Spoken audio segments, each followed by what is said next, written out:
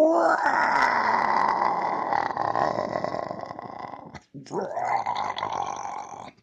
right, enough of the silliness. Good morning, everybody. Welcome to another fascinating episode of the Alpaca 29er.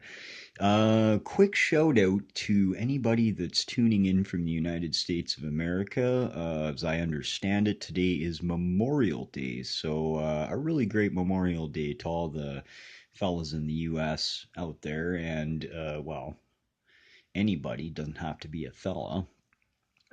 So moving right along, pretty busy weekend. Was not able to break away and do a Stock Lock Sunday video. It's just I really only shoot videos if I'm by myself and there's nobody else around because well, there's a 4-year-old in the house and it's literally impossible to get anything done for any length of time because I guarantee you that it'll either get noisy or I'll get interrupted. So I tend to do the videos when the house is empty and it's just me.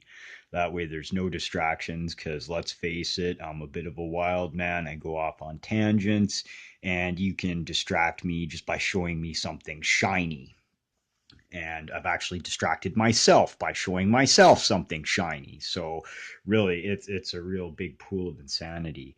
So this weekend, I think it was Saturday. Yeah, it was Saturday. A little birdie told me that a certain business was removing some old banks of mailboxes at an apartment building, and that if I was at a certain place at around a certain time, those mailboxes would just be out back, and I would be welcome to pilfer some of the locks out of the mailboxes because they were just going to get returned for scrap metal anyways. So I did that, and I rounded up a couple of neat locks. I'll show you those right now, I guess. No, not that one. I grabbed a couple that I thought were pin tumbler because all of the locks on these mailboxes, with the exception of like one or two, are shuttered locks. And so I grabbed several, not actually checking them. I was just, I just showed up there, I with my tools, and I grabbed them out. Didn't bother looking, and I ended up grabbing some wafer locks. So, and these are a couple of wafer locks. We'll just put those off to the side. Those will go in the wafer lock collection. I am not especially interested in them because chances are they're probably cheap as shit and they can be picked in a blink of an eye. So, uh, getting back, and I did actually remove these two handsome looking little locks. These are actually pin tumbler locks. They have a shutter, which is not something you really see a lot on pin tumbler locks, but I thought that was really neat. And I don't recognize this logo either. So I just thought these were the only two in both banks of mailboxes. So we're talking like frickin' 60 mailboxes here. These were the only two like it. So, and I have picked one of these. I may show that in a minute or two here. It depends on how long we go, really. I don't want to make a video that's too long because people just lose interest after a few minutes and thusly will stop watching because they don't want to hear my droning on about this, that, and the other thing. That being said, there might actually be somebody out there who enjoys listening to this drivel. So if you're that person and you're out there, thank you very much. You have provided me with validation. So yeah, we're just gonna picking these was somewhat difficult because, well, you got the shutter in the way, and it actually is a fairly well sprung shutter. There's a very good strong spring in there. I'm not going to damage the locks by prying this little cap that holds the shutter assembly and everything. We're just going to leave that there. What I ended up having to do to pick these bad boys, or one of them, I haven't been able to pick the other one, is I took my mini tomahawk and just fed it up through this little tiny channel right up in there. Go back around to the front of the lock and we'll pop that shutter open. And there, the mini tomahawk just kind of feeds all the way through. And I just let that sit right in there. So that holds the shutter open. So now I can get my tensioning tool in there. And even after you get through the shutter, there's still a bit of space before you can access the actual pins. It's almost like looks like a good 3/16 to a quarter of an inch of distance you got to get before you start getting into actually picking it. And let me tell you, considering what a small lock this is, and it's probably only got um, 4 pins. I should actually count that. I'll do a video just featuring these locks. That's what I'll do, and I'll get some better facts. But anyways, that's kind of the setup that I had to go with just to pick one of these. And even then, it was not an easy pick. That thing fought the whole way. So yeah, these will be a couple of neat little locks to go into the collection. I'm not sure how I'm going to be able to back shim these. Um, the core appears to be in there forever, and picking it in either direction. Sometimes with small locks like this, there's like a little pin and a milling in the core or in the plug, and if you turn it a certain number of degrees to counterclockwise, it'll line up with that and it'll allow you to slide the plug out. This appears to have some kind of similar device retaining it, except that it does not want to let go. So it's like some kind of closed channel.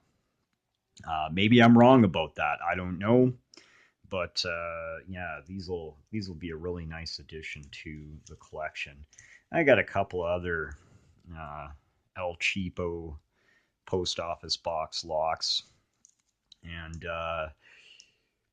yeah, just something to practice on. These aren't anything really super special. This one rakes open in like the blink of an eye. This one I actually haven't been able to pick yet.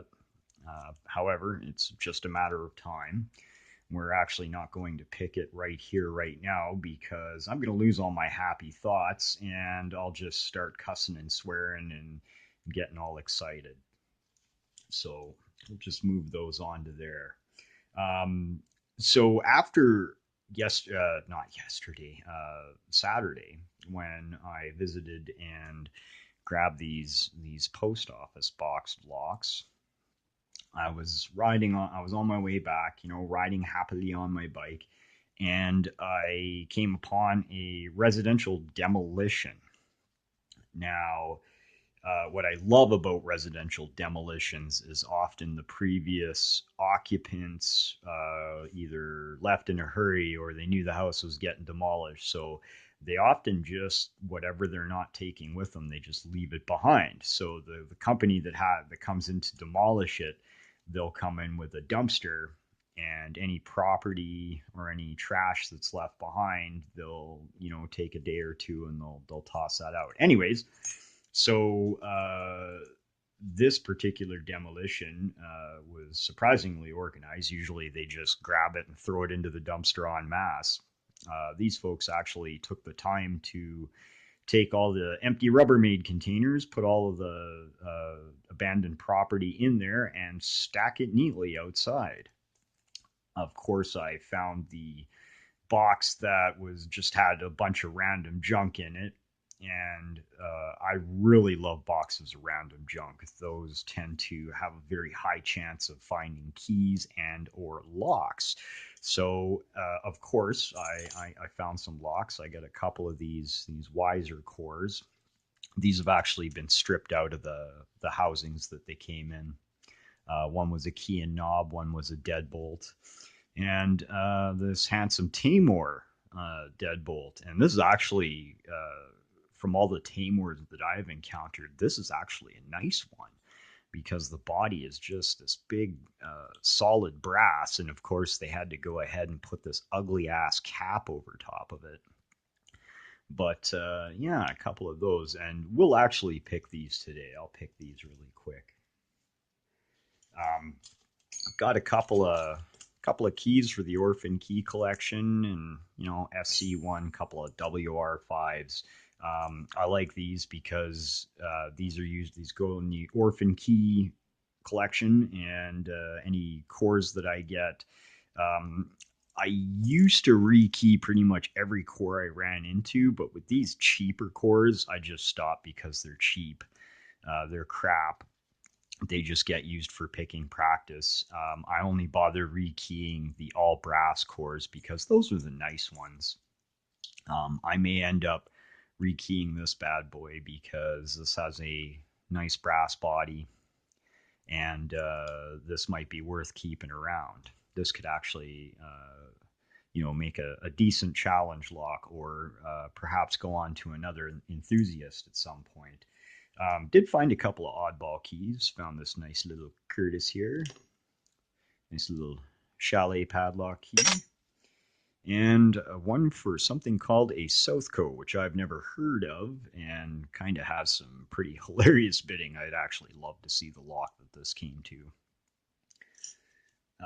Yeah, so that actually wasn't a bad haul at all.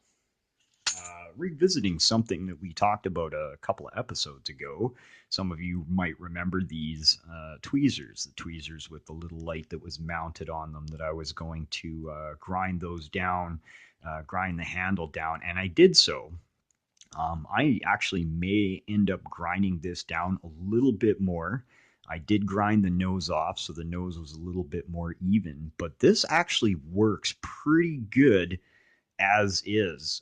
It's narrow enough that it can fit inside of the lock body reasonably well.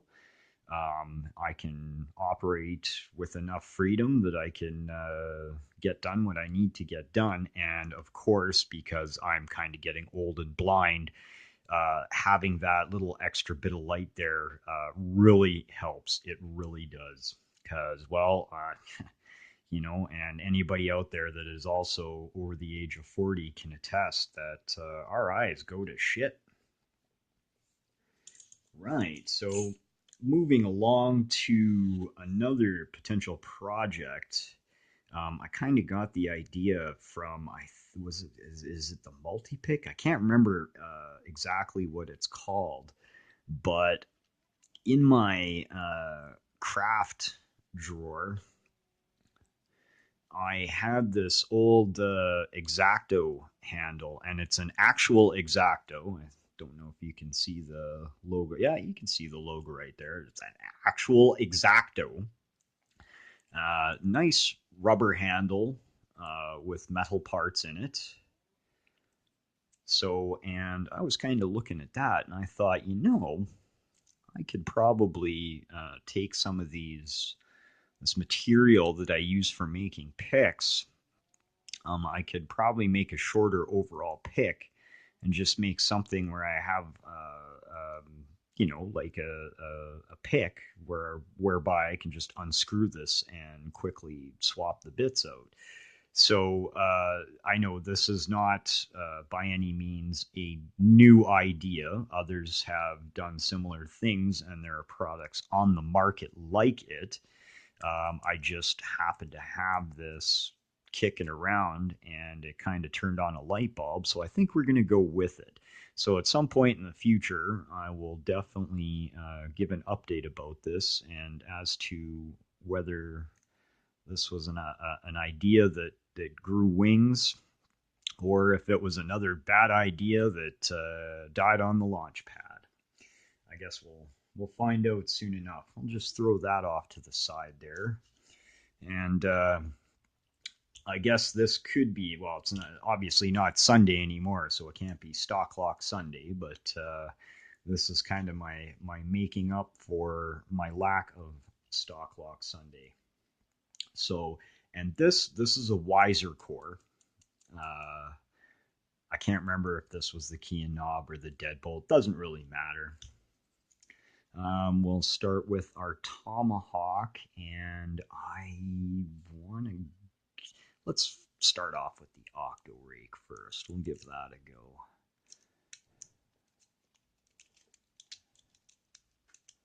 Dum da dum da dum the jiggly doo, and that one gave up without a fight. Thanks to the octo rake. Love this thing. So yeah, this was actually on somebody's front door. Great lock. I'll try the other one here. I guess might as well. I already have the octo rake, so I guess we'll just go with the octo rake again. We'll just feed that guy in there and a little bit of jiggly do. Is this one not doing it? No, I think we jammed all the pins. Yeah. All right, we'll try that again.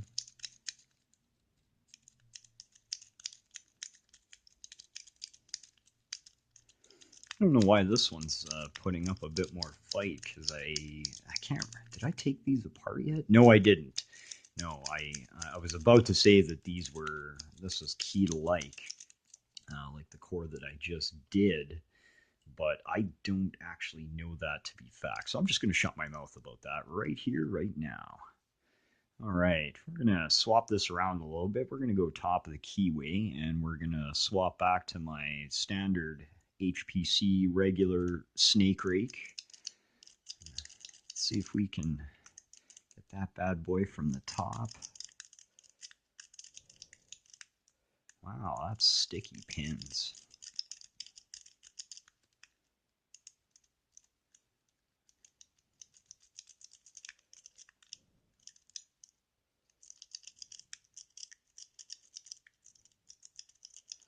Oh, one doesn't really want to go. That's not the end of the world. Here, let's try the tickler. We're going to swap around again to bottom of the keyway. And this is a handmade pick of mine. A very vulgar looking device. I just call it the tickler, because this has a tendency of tickling locks right open.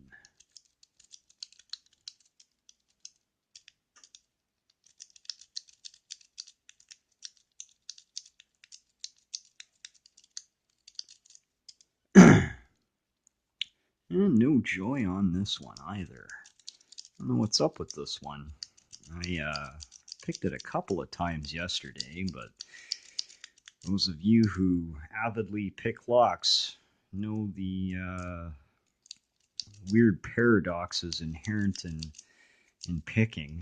I mean, I have a Tricircle 263, which is supposed to be one of the easiest locks ever, and I have not managed to open it with either a raking attack or a single pin picking attack. Well, that guy just is not cooperating.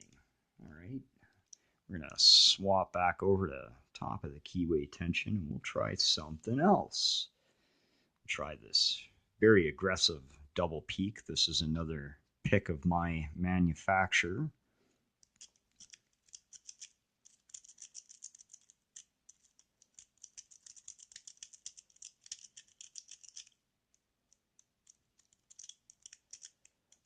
Yeah, that one really doesn't want to go today. And I'm sitting here wondering what the hell my problem is, because I've picked this several times.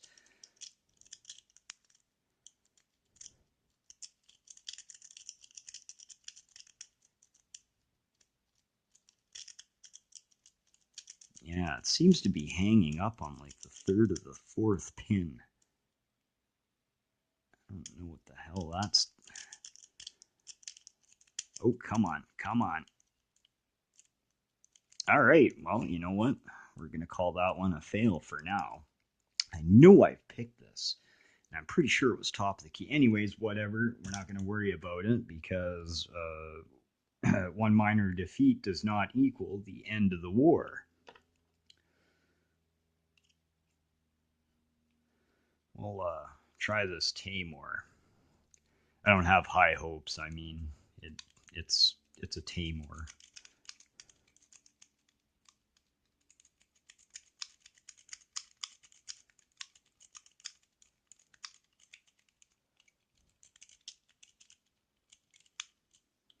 Haha, and this one doesn't really like me either today.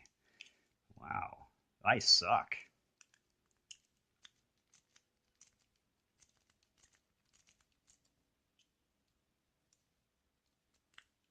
Ah, what the heck am I doing? I'm doing this all wrong.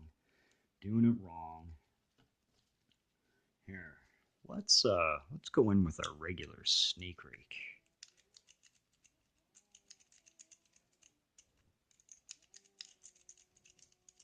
There we go. There we go.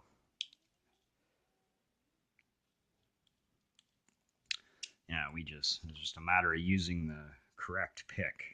Because not every lock likes every pick, and not every pick likes every lock. So we'll just go ahead and put the tools back. So that's all I have for you guys today. I'm about to, it's a really beautiful day here. We're looking at better than 20 degrees Celsius and bright sunshiny. So I've got some stuff to do outside. So I'm going to fire up some coffee and I'm going to go do that. Anyways, I hope everybody has a wonderful week. Keep it safe, keep it legal. We'll catch you on the flip side.